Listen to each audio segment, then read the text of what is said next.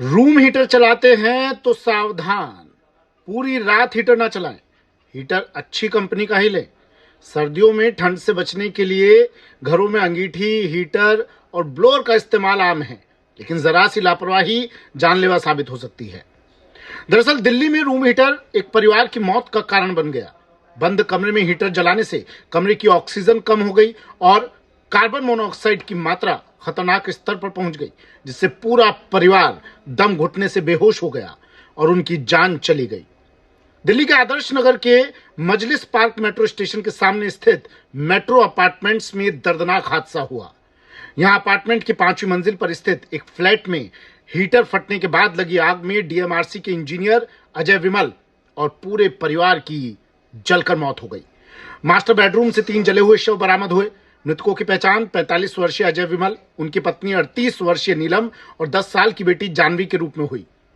मृतक इंजीनियर की पत्नी की पहचान शव पर चिपके हुए कपड़ों से हुई।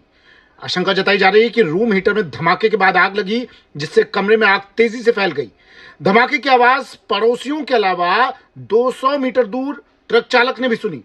पुलिस का मानना है कि परिवार के लोग पहले धुएं से बेहोश हो गए हों, बाद में धमाका हुआ हो, जिसके बाद सभी जल गए। लेकिन इस हादसे के बाद आपको और हमें बेहद सजग रहने की जरूरत है। ब्लोअर, गैस हीटर और अंगीठी जलने पर कमरे की ऑक्सीजन खींचते हैं और साथ ही कार्बन मोनोऑक्साइड छोड़ते हैं। जब ये उपकरण बंद कमरे में लंबे समय तक चलते हैं तो कमरे की हवा जहरीली बन जाती है और व्यक्ति को पता भी नहीं चलता।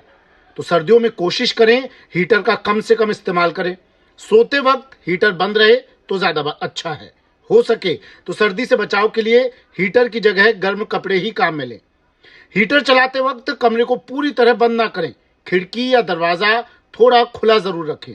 अगर ब्लोअर या हीटर चला रहे हैं तो उसे लगातार ना चलाएं और बीच बीच में बंद कमरे में खोलकर उसे हवा आने दें। तो अगर रूम हीटर यूज में ले रहे हैं तो ये सावधानियां जरूर बरतें।